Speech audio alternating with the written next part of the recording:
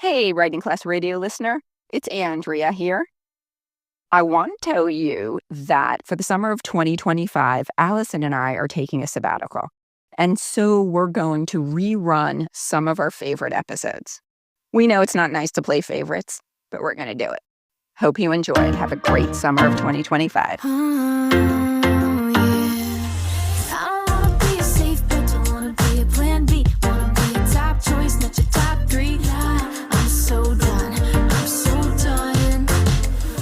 I'm Allison Langer.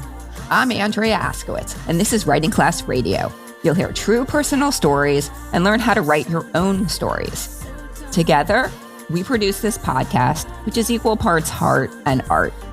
By heart, we mean the truth in a story. By art, we mean the craft of writing. No matter what's going on in our lives, Writing Class is where we tell the truth. It's where we work out our shit. There's no place in the world like Writing Class, and we want to bring you in. Today on our show, we bring you a story by Morgan Sutton called Is It Rape If You Were Blackout Drunk? Her story was written in preparation for our December 2023 Writers Retreat in Key Largo. There, it was workshopped over and over, and today we'll share Mo's final and amazing story. Mo's story is so important. She explains a really dangerous and ugly assumption that is so often made about women who've been raped. And she does it by explaining her own situation and her own assumptions, even about herself. There's no preaching. There's nothing dogmatic. It's just an exploration of herself, her experience, and her feelings. And that is what writing and storytelling is all about. Back with Mo's story after the break. We're back. This is Allison Langer, and you're listening to Writing Class Radio. Up next is Morgan Sutton reading her story, Is It Rape If You Were Blackout Drunk?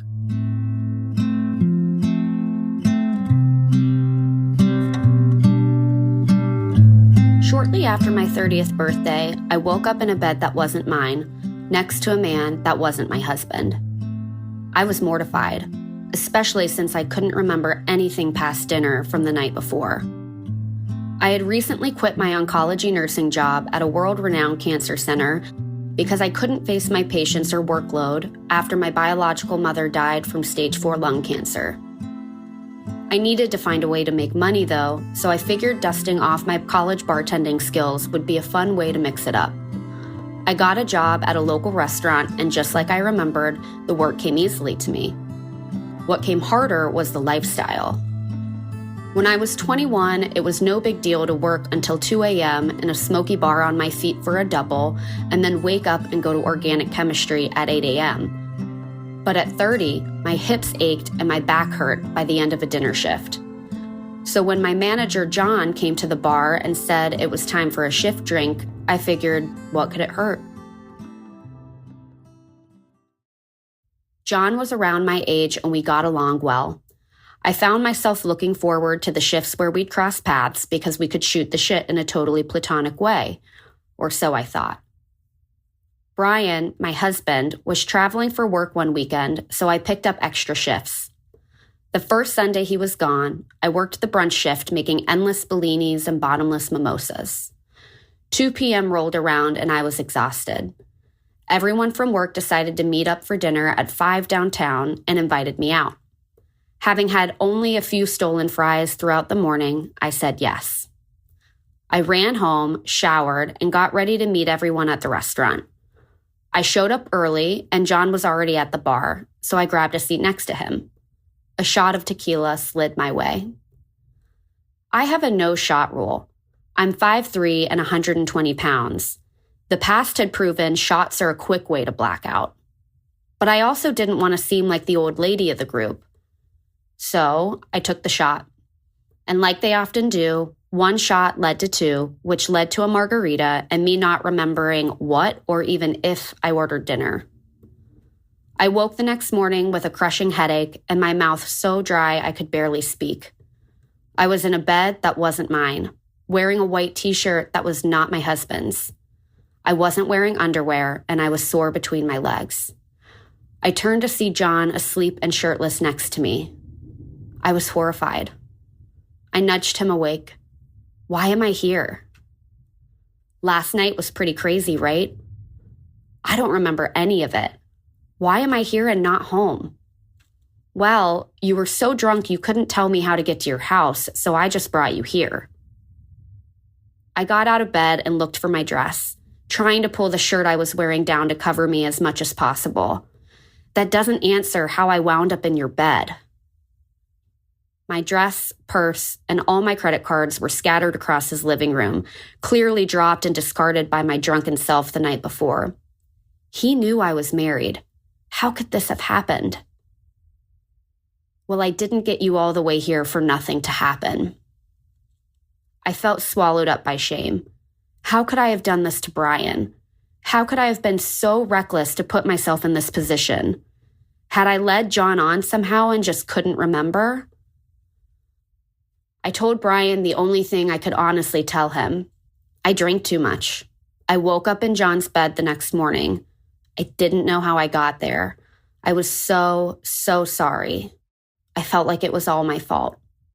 I quit the restaurant and stopped drinking. That seemed like the only thing I could control and the only way for me to save my marriage. I told Brian I would understand if he chose to leave me. I would deserve it after all. But thank God every day he chose to stay. Months later, Brian and I walked into our favorite Mexican restaurant, and I saw John sitting at the bar. I couldn't move. I couldn't breathe. All I could hear were his words. Well, I didn't get you all the way here for nothing to happen. Brian grabbed my hand and we left. I wasn't ready to name it out loud, but when I got home, I pulled up Google and typed, "Is it rape if you were blackout drunk?" I felt like I couldn't take a full breath. My heart pounded in my ears and my hands shook. My body knew the answer. My mind still needed help. I hit enter on my browser. In black and white, the first words that populated were, "Help is available," followed by the phone number for the National Sexual Assault Hotline.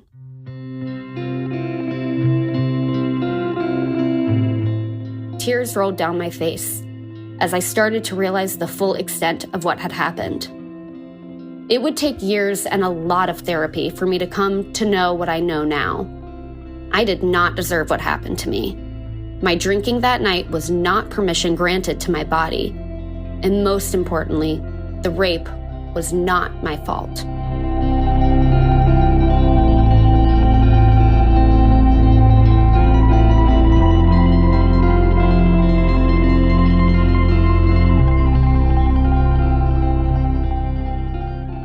God, this makes me mad every time I hear it. I think it is one of the best written stories. I don't know. I think it's gorgeous. Mm-hmm. It tells us everything we need to know. It perfectly lays down what was going on. You know, she's looking inward really hard. The narrator takes responsibility and then ultimately realizes, no fucking way. It's not her responsibility. I'm just stunned by it every time I hear it. I think it's gorgeous. Yep. And it's, you know, the whole time I'm listening to it, I'm thinking, wow, we are so conditioned to think everything is our fault. And I just hate that for her. Like when he says to her that very first time, "I didn't get you all the way here for nothing to happen." And she is like, she's not pissed. She's like, fuck, how did I do this to myself? You know? And it just, that right there shows you.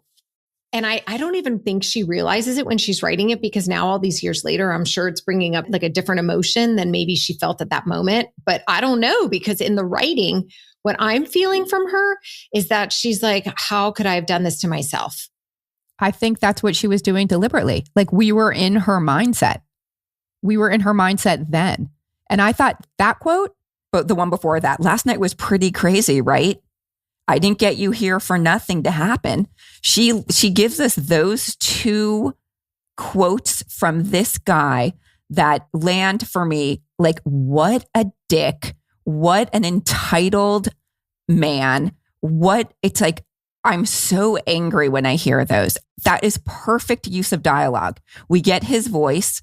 We get, and I think this is what she wanted us to get. It's what I got. Like, what an ass he was, just in his own, based on his own way of thinking. She didn't have to say that he said this dicky thing. No, she just put it in his voice. Really, really good writing right there. Yeah, no, 100%. And I do think she was still thinking while she was writing it. She was trying to get back to how she thought it was her fault. Because that's what this whole story is kind of trying to figure out. Was it her fault? And I get her mindset from the beginning. Just the way she, oh my God, she just set it up so well. This is one of those times where I just want to rewind. And I'm sure she does too. You know how like things in your life you've done and you're like, if I could just go back and make one different decision, if I could see this guy for who he was, like if you can't obviously go backward, but I just want to like, every time I hear the story, I think, no, this time she's going to know. She's not going to take another shot. You know, it's like every time I watch Charlotte's Web, I think Charlotte's not going to die. God. Well, you know what? I think the point of this story is that she should be able to take that shot and the next shot and the next shot, even if she knows she's going to get blackout drunk, and be okay. Because as she says at the end, and I don't think that it's about her doing a different thing the next time or backing up in time and redoing it in a different way. No, it's like drinking was not permission. That's what she learned. It's not. And when she Googles it and Google tells her help is available. And then instead, it's like, I really love what Google did. Google didn't say you were raped, but Google did in this like kind of subtle, artful way. Help is available. And then she starts to cry. And then it still took her years and a lot of therapy to learn that drinking does not mean permission to my body, and that the rape was not her fault. Yeah. You know, further up towards the top, she is laying the groundwork for who this guy is, this John guy, how they were around, you know, he was around her age and they got around along well. They were friends, you know, and they could shoot the shit. Like, who doesn't have a friend like that? But then he turned on her.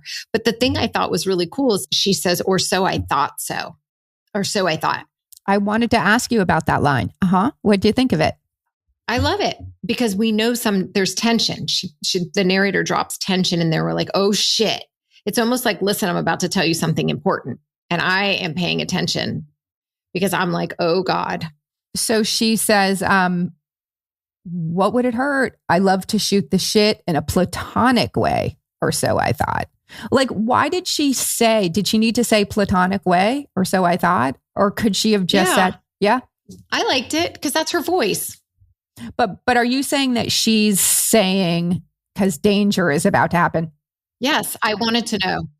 Yeah, I wanted to make sure that she did not have a crush on him. They were not flirting. You know, you think about what can it hurt? Those are questions that we as people, like, it makes her story so relatable to me. What I was thinking when I heard that line this time, what if she did flirt with him even if she did? I mean, so she should be able to, of course. But I was thinking that we already know the title of the story. We already know it because it's at the top of the story. So it's called, Is It Rape If You Were Blackout Drunk? So we already know that she did get raped.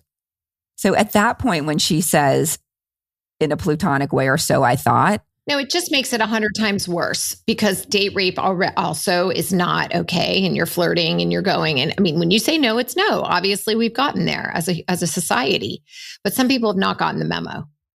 Yeah, I 100% agree with you. I'm talking about the writing, though. Like, she's sort of foreshadowing again. She's telling us what happened rather than just leaving it at we would shoot the shit. She's signaling what happened early I don't know if she needs to do that, but it's not bad that she did. I'm just wondering what you thought. Yeah, I liked it. I liked it a lot. I like that in a story, and I thought it was cool here. Yeah, I like it. So that's your answer. Yes, I liked it. There's one other thing that I absolutely loved, which was she told us that what happens when she starts to drink shots it's a quick way to pass out, but she didn't want to be the old lady. And she already told us at the very beginning that she was already 30. So she was older than everybody there. And for her, she didn't want to feel like that. And so again, she gives us her mindset. I completely understood this narrator from the first word to the last word. Same. It was amazing. And I think any age group could get it. Because at 30, you think you're old. At 40, you think you're old. At 50, at 60. I mean, every age thinks they're old. And now I'm like, oh, I want to be 30 again. I know. But like being a bartender at 30 felt old to her because she had done it when she was younger. Yeah. God damn, it's a beautiful story. I'm so impressed. Can we talk a little bit about the fact that it was workshopped and written at the retreat? I mean, do we talk about that at the top? I want to talk about it. Yeah. Cool. I just think it's really cool. Like, I don't write anything when I'm not like either in class or at a retreat. And that's when things get published because you can't do this shit in a vacuum. And I feel like she brought this to the group already really good. And it just got whittled and whittled and whittled until everything was fine-tuned. And it's only like 850 words, super short. And it's the best way to get to the heart of what you're trying to say without the fluff. And Mo Sutton nailed it. Mo Sutton works hard too. She reworked and brought in other new drafts and took the critique seriously. And I'm really, really impressed with where this came to, or where it came from and now where it is. Thank you so much, Morgan Sutton, for telling your story. And thank you all for listening. Morgan Sutton is a registered nurse who works with hospice patients in Austin, Texas. She lives with her husband, Brian, and dog, Cody. And in her spare time, Mo loves to write, practice yoga, get outside, and travel. And by the way, she hates small talk. So if you're going to say it, dig deep. Say it real.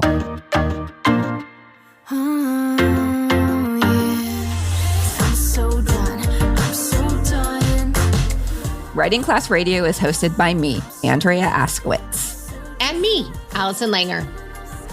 Audio production by Matt Cundill, Evan Surminski, Chloe Emond-Lane, and Aiden Glassey of the Sound Off Media Company. Theme music is by Justina Shandler. There's more Writing Class on our website, including stories we study, editing resources, video classes, writing retreats, and live online classes. If you want to write with us every week, or if you're a business owner, community activist, group that needs healing, entrepreneur, or scientist, and you want to help your team write better, check out all the classes we offer on our website, writingclassradio.com. Join the community that comes together for instruction, an excuse to write, and the support from other writers. To learn more, go to our website or patreon.com/writingclassradio. A new episode will drop every other Wednesday. There's no better way to understand ourselves and each other than by writing and sharing our stories. Everyone has a story. What's yours? Produced and distributed by the Sound Off Media Company.